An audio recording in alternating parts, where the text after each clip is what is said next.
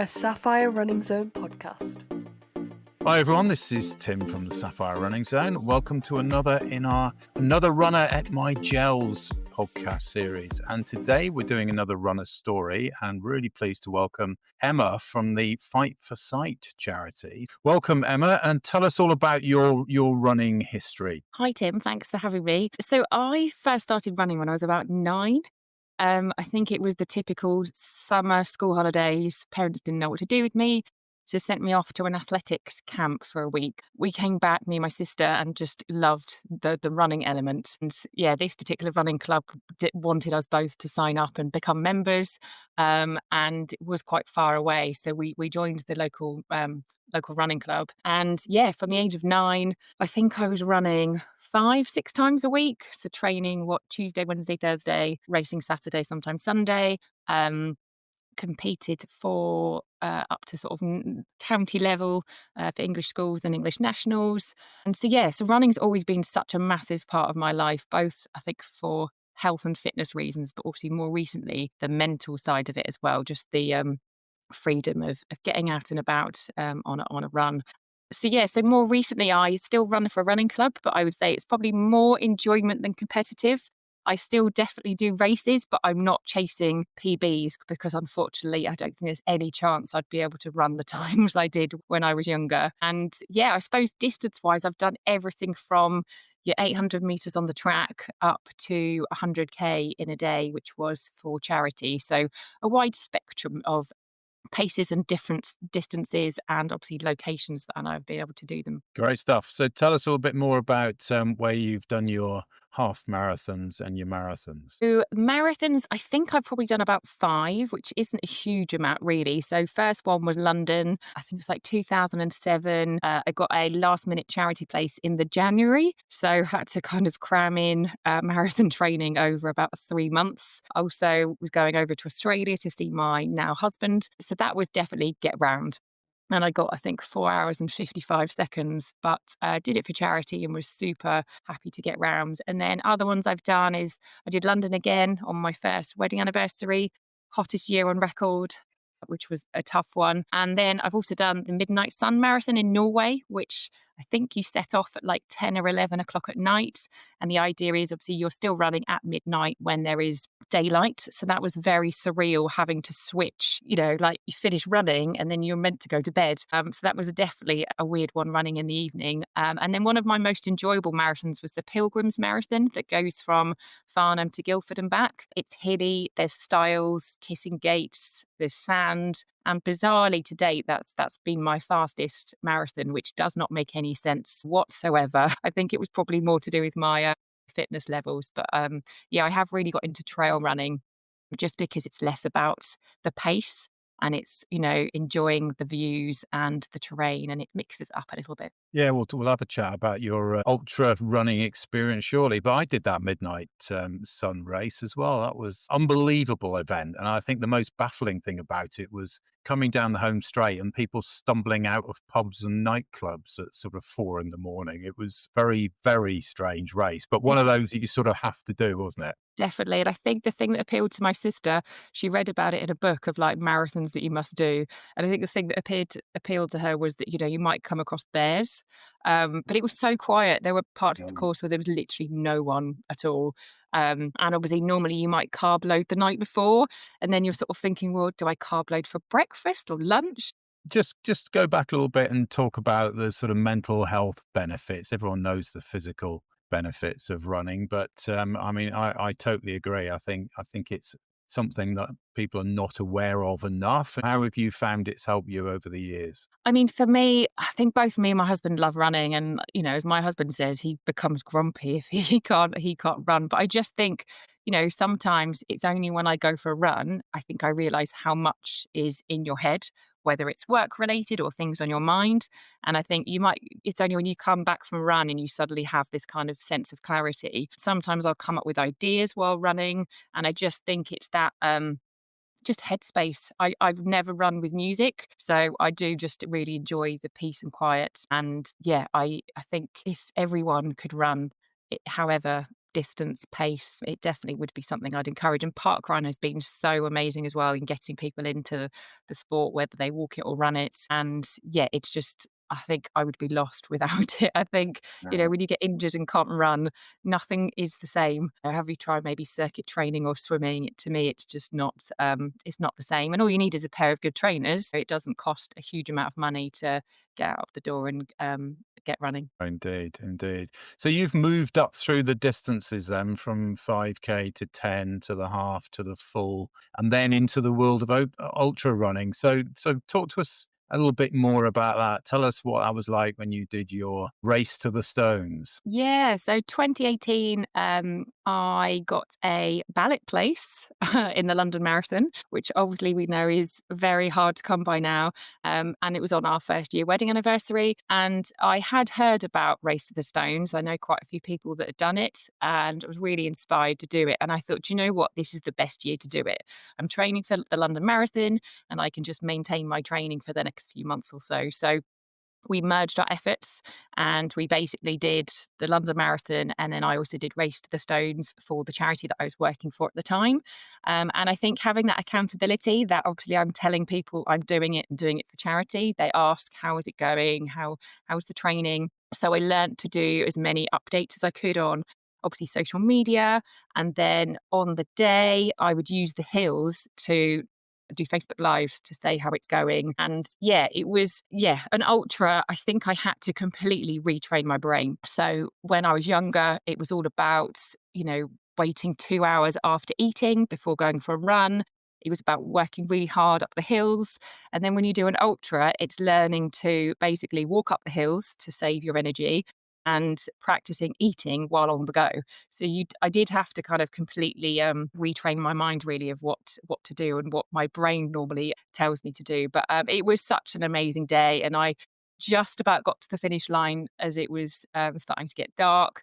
And I think the way I got through it was also a way I often tell fundraisers, just breaking it down. So I never thought of it as 100K. I thought of it as, right, I need to get to the first 10K checkpoint and then the next one. And I'd sort of try and mentally think, right, well, the first however distance, just think of it as a warm up, nice and steady. And then, mentally did it that way. And then I think at one point there was about 15K to go. And I was like, right, this is 3 park runs. And then, if it gets tough, break it down even further. So that definitely helped. My knee went with about, I think it was about 25K to go. And it was that it hurt if I ran, it hurt if I walked. And I was chasing the daylight. So it was just a case of dig deep and shuffle to the finish. But I think we raised about 4K for the charity in the end. And a few people sponsored me again because they'd heard how they'd followed my journey and seen my Facebook lives and wanted to kind of, boost my fundraising even more, which was lovely. There were cut-offs presumably at every 10K or so, was there, that you had to be there, or if you were? I imagine so. Like they had checkpoints at every 10K, which was great. They had food, drink, toilets, and they did have a halfway point. So if you're doing K in 2 days, that halfway point is where you're camping for the night. So it was quite hard to kind of cross that point where some people were stopping to stay overnight.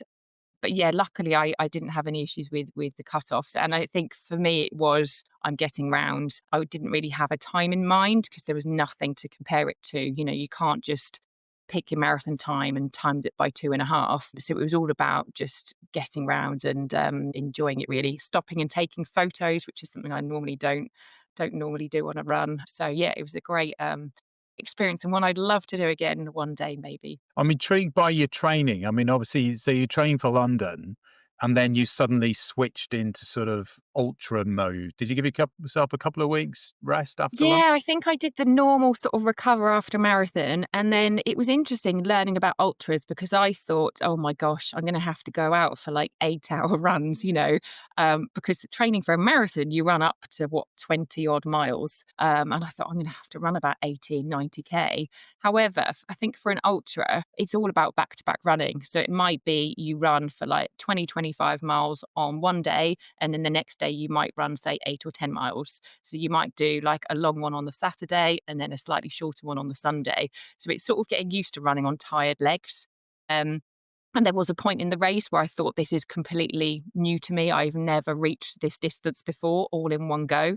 But I very much followed the training plan provided by the organisers. So once I'd recovered from the marathon, I then transferred over to the training plan from the organisers, because obviously they know what they're doing, and also gleaned on blogs and tips and advice, because it's learning what to take with you. And you don't want to take too much, learning about nutrition and just as much about the training as well. So what was your longest run? So I think I remember. So I went on a training group, which was really useful around Dorking Way, which is not flat, and I think that was probably 35, 40 miles maybe.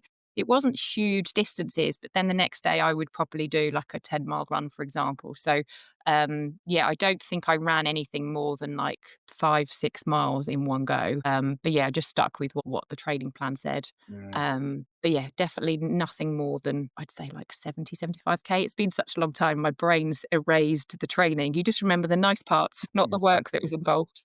And what about the food that they provided at the checkpoints, and what did you have to carry? Oh my gosh, they provided so much food, and they mix it up, because obviously you need salt, you need to replenish your salt, you also need sweet things as well. So they had everything from flat Coke to pretzels to jelly babies. At the halfway point at 50K, there's pasta. So again, that was something I had to get used to, of literally sitting down, eating a bowl of pasta, then going off running again. But yeah, they had everything you needed, which was amazing. I think I took a few bars with me that I thought, if I want something very specific, I'll have these. You've got to run with, I think is it 2 litres of water on you?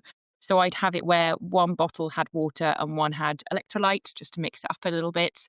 But I did find probably the last half of it, you do start to get bored. So you want different flavours. And like, I think at one point someone was handing out ice creams, and by the time I got to them, they'd run out. But yeah, you sort of end up craving the things that aren't available, which is tricky. But it was so well organised that you really didn't need to have much on you. I think the compulsory things were a mobile phone, a certain amount of liquid, which obviously you can refill, and a head torch and one of those, foil wrap things. I think that was kind of the very, very, very bare minimum. And then obviously you do take other things as well. So, but yeah, such well organised. I don't know how people do it when races aren't as organised as that, and people do have to be self-sufficient. It blows my mind. I think one of the things that concerns a lot of first timers is, am I going to get lost? Because these are obviously held in fairly remote locations. What was it like? Was it signposted all the way through? Were there other runners around you all the time? How did that work? Yeah, it was quite spread out. So the start was staggered. So they try and, bear in mind, are you doing the 50K? Are you doing 50K or 100K? And are you doing it in 1 day or 2 days? So they did rolling starts or staggered starts, which was great. At the beginning, there was a bit of a bottleneck, but you do spread out quite a lot. But I definitely had no issues with knowing where I was going. And I think they're pretty good with, with the signage, or even if there's a bit of uncertainty, they might have a sign saying you've gone the wrong way. When it's dark, though, that is tough. And that's why I wanted to finish before it got too dark, because as soon as it gets dark, I see paths that aren't there, and, you're mindful of your feet and tripping over. So I buddied up with someone else, and we ran the last couple of K together when it just started to get a little bit dark. But yeah, it was really well organised. But I have heard people do ultras where it's 100 miles and they have gone the wrong way and ended up running miles and miles more. So yeah, I think part of that is probably tiredness and obviously running in the dark. But luckily, Race to the Stones was a well-oiled machine. So what time did you start? I think it's about 8:30. And how long did it Something take like you? that. I think I was done by like 9, I want to say 9 or 10. So it took about, was it 14 hours-ish in the end? You also can't make plans afterwards, because you think, well, I can't book a meal at a pub afterwards because everywhere will be shut. Wha- And the other thing I discovered afterwards is I fainted quite a few times afterwards, which has never happened to me before. And basically we found out, because you've been upright for so long during the day, your blood and circulation and oxygen is just used to your body being upright. And we only found out afterwards that I should have really lay down and lifted my legs up in the air, but no one sort of necessarily promotes that or tells you about it. So my poor husband was dealing with me just constantly fainting and not really knowing why. So yeah, lessons for the future on that one. Where did you sort of go from there then? I mean, did you sort of think, right, I'm going to do an ultra that's a bit further, or After that, I thought 100K is definitely, I think, my limit. I've actually only done one other ultra, which was, I think it was only 30 miles, so it wasn't a huge one, and that was a virtual one. So it's basically me and my husband did so many laps around a park near us and worked it out to be 30 miles to fundraise. And so, but that it was, you need to kind of look after yourself. So, but yeah, that wasn't too far. But I would love to do another 100K maybe at some point. But I think having a marathon as well helped, I think, in the diary to kind of help you train for that and then just maintain it. And with Race to the Stones being sort of June, July time, you've got all the daylight hours as well, which hugely helps. yeah, definitely. So tell us about the job you do. Yeah, so I'm a challenge events and community fundraising manager at the charity called Fight for Sight. And my job is, along with my colleague, is to work with people who take on sporting challenges for us, whether it is a run, a cycle, a swim, a skydive. And we also work with people who do like community fundraising, like a bake sale and a quiz night. And I think it is one of those things where I think, especially with the running and actually any sporting challenge, I think people do really appreciate that you've done it yourself and you can talk from firsthand experience. And I think sometimes, I remember when I first got a place in the London Marathon for charity, my two thoughts were, can I get round? And what do I do if I can't raise that amount of money? Am I going to have to write out a check? And I just think people sometimes do find it so useful when you can say, that is normal feelings to have. You are not the only one. 99% of people probably on the start line of London Marathon are all having doubts and worries and, things like that. So I think it's nice sometimes for people to hear that, yeah, they're definitely not the only one, but also you can share your learnings and experience from fundraising yourself. I think sometimes it's easy for you to say, oh, yeah, you could raise £2,000 with no problem. But it's nice to be able to say, actually, well, when I did it, this is how I fundraised, and, trying to share tips and advice that are as easy as possible for people as well, because people don't have a lot of time available. So, it's trying to think of kind of quick and easy wins. So yeah, I know obviously there are people that do the role I do that maybe haven't got a sporting background and, they will still provide really valuable information to people. But I just think sometimes you can provide that empathy. You're kind of with them along the training journey with the ups and downs. And also when they get injured, you know how hard that is. When people have to maybe potentially decide not to run because of injury, you've been there, done it, got the t-shirt. And I think it does help with, the empathy, but also sort of inspiring them for what you've learnt yourself. And what would be your main fundraising tips, sort of hints, Ooh, some great stuff that you've seen over the years that would really help people hit their so mine targets? is nothing groundbreaking. So I'm all about trying the easy wins first. And I would say to people, sort of try these first. And then obviously, if you want to put on an event, go do that. So my first thing is social media, utilizing every single platform, Facebook, LinkedIn, X, Instagram. And I know people often think, but I don't like to ask people for money. And it's like, to me, it's actually just sharing your marathon journey or 10K journey. If you've gone out and just run your furthest run and you're super on a cloud nine for doing it, tell other people about it. If you've also just gone out for a run and it's absolutely chucking it down with rain, do a selfie of it, because if your friends and family are runners, they will also understand how tough that would have been. And if your friends and family aren't runners, they'll think, oh my gosh, I have no idea how they've done that. So to me, it's social media, and also doing regular updates on how your training's going, down to the day, and almost diarise to remind yourself, right, I'll do another post next month, for example, and not always all about, I need to raise £2,000. This is how my marathon journey is going. I'm doing it for this charity because can you support me? And I think the stats say that normally people takes about 3 times for someone to act on something. So often people think, well, I've done a Facebook post, I don't need to do another one. And it's like, well, people are busy, they're working, they're doing the school run. So you need to remember to to be posting regularly. Another thing is talking to your employer. So do they do match funding? Can they help promote it internally? I know some people who've been able to put on like events with work, but if your company is able to match fund, that can be a huge difference. Also, they might be able to, spread the word internally. And then another thing is, I did a quiz night one time and we had such great fun doing it. Obviously, it did require a little bit of work, but you're thinking about, right, well, can your local pub let you use their venue on like a Tuesday night, maybe when it's not too busy? So there's necessarily no cost to you. And then see what contacts you've got who might be able to provide you with maybe a prize. And again, with prizes, I'm often thinking, well, what would my friends and family want to win? Night out at a restaurant, a spa day type things. But yeah, I try and think of the easy things first, and not being afraid to ask.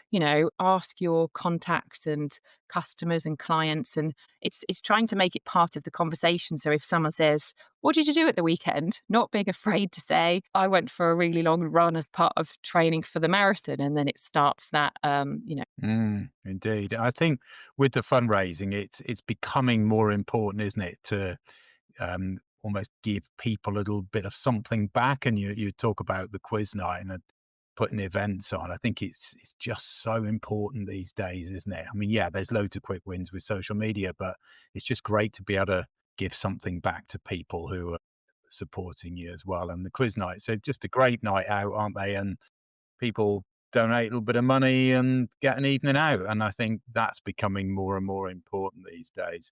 So they're your fundraising tips. What about your running tips? You've been doing it for a long time now. What's kept you going? I think for me, if you're training for an event, I would definitely follow a training plan just because it makes sure, especially for something like a half marathon or a marathon, it makes sure that you're doing the right mix of interval speed works with also, your long training runs as well.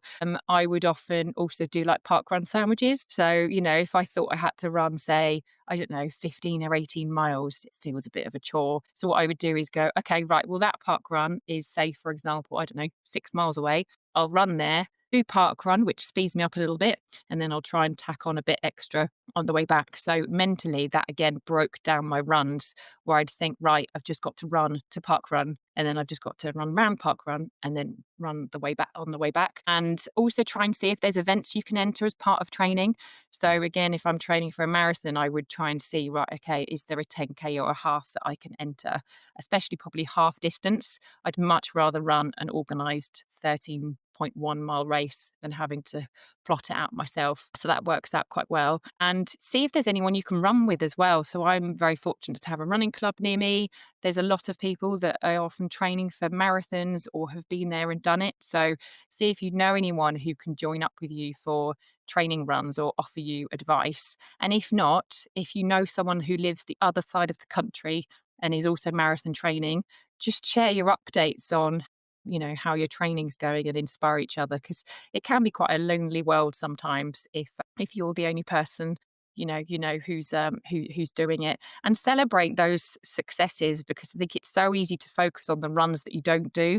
If you're too busy and you can't get that run, you focus on, well, I missed that, rather than celebrating the wins along the way and the achievements of certain milestones that you've achieved, whether it's your distance or your fundraising. Absolutely. So what's next for you then? And what's on your wish list? Are there any events out there that you've always fancied doing that you've not quite managed yet? So I think one of the downsides with my job is I hear of so many amazing challenges that people do, and you just sort of think, oh, that sounds great. So I know someone who's doing the Marathon des Sables. I have no desire to do that whatsoever. I also know people who've done like the Paris Marathon, which sounds great. So at the moment, I don't have any big events planned for 2026, and mainly just events through my running club. But I know I need something to get in the diary to aim for. So I'm potentially looking to have one, if not two marathons maybe next year, and then plan events to help me with the training. But I am kind of not creating a wish list, but I often just keep mental notes of events that I hear other people doing. So Strava can be a good thing and a bad thing, because I know a lot of ultra marathon runners as well. So, you'll see them, their Strava of how they did, a particular ultra, for example, and think, okay, that's a good one to do, or maybe not that one. Oh yeah, the good and bad thing of being in a club and knowing quite a few runners is you do hear about all the crazy things they do. So yeah, I need to get my thinking hat on of what I might do maybe for 26, 27. Been brilliant having you on, Emma. Really appreciate it. Appreciate your tips and hints for fundraising and training, and look forward to having another catch up with you before your next big event. Thank you very much, Tim. Thanks for listening to this Sapphire Running Zone podcast. Keep checking back as we have lots more podcasts coming soon.